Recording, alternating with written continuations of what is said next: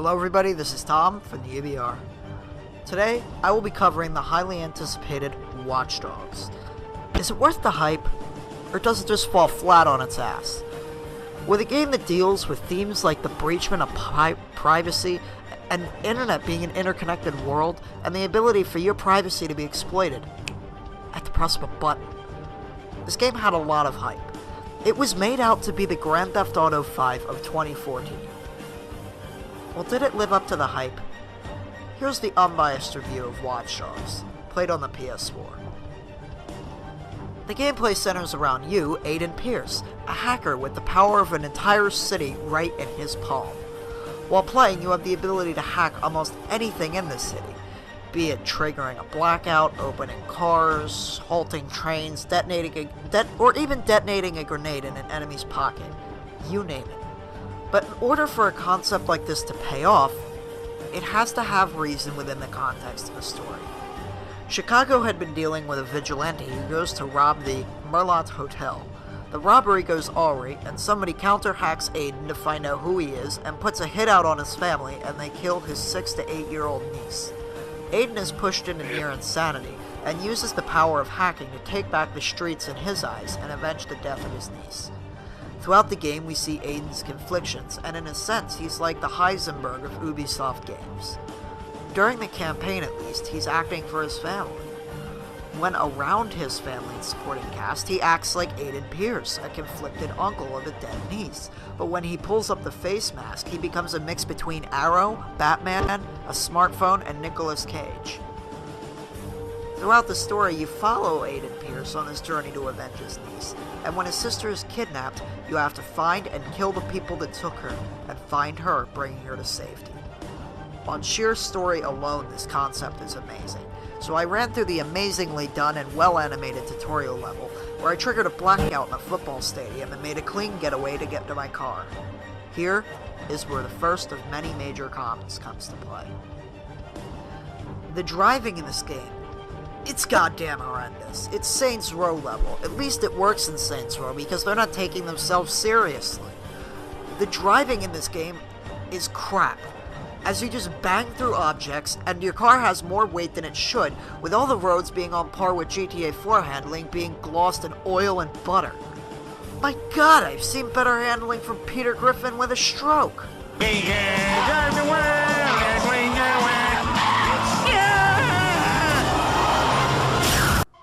Look, if you want my advice, just stick to motorcycles, as they don't handle like complete crap. And I guess it's the lesser of two evils, since the tires like having traction with the road, unlike the cars. But the cartoony driving physics really do take away from the dark motif that the game tries to set up. But when you get out of your car after crashing it and, totaling the city pretty much, things take a better turn. You gain the ability to shoot weapons, which is not allowed in cars. The hacks all make you feel empowered, as one favorite pastime of mine is to cause car crashes in intersections. What an asshole! But aside from that, random crimes pop up all over the city based on you IDing citizens.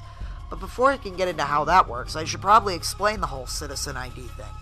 If you turn on your cell phone and have hacked into the district security codes, you can access the personal files of everybody walking around in the district.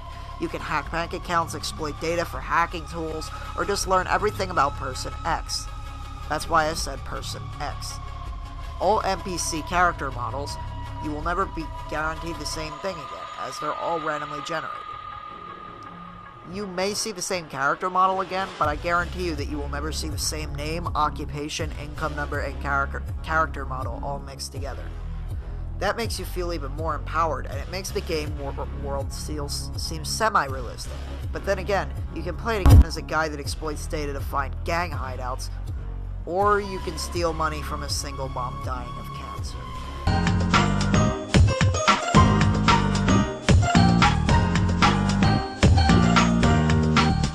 Now, before I get back to the crime pop-ups and identifying citizens, let me branch off for a minute. The game does have a parkour system. Aiden can vault over cars and jump up ledges that are in reasonable proportion to his height. He can use it to snipe people, get to a vantage point to hack, or escape the cops. The running is a copy-paste from Assassin's Creed. but I wouldn't do any parkour, as for some reason Aiden just doesn't feel like doing any real parkour like jumping up buildings. I guess he just isn't very good at it.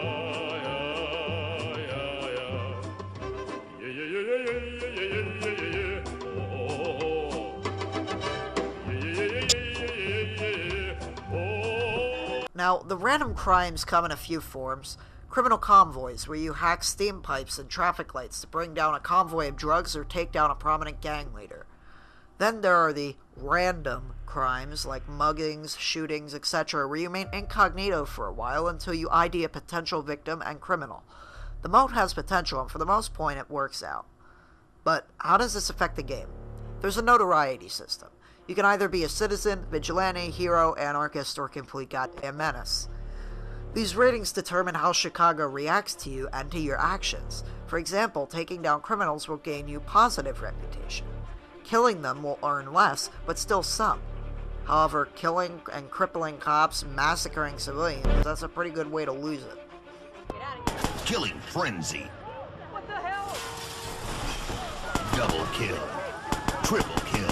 Overkill. Kill-tacular. Kill-trocity. Kilimanjaro. Kill-tastrophe. If you do have very bad notoriety, one way that you will suffer from it is that they will project your face and story all over the news, and people will be calling in the police when they see you. And if you're in a place with a bunch of big TVs and screens, you might want to run like hell before they call the police. Now, one of the missions to raise your notoriety for the better are called gang hideout missions. I found these side missions to be the highlights of the game, and hear me out.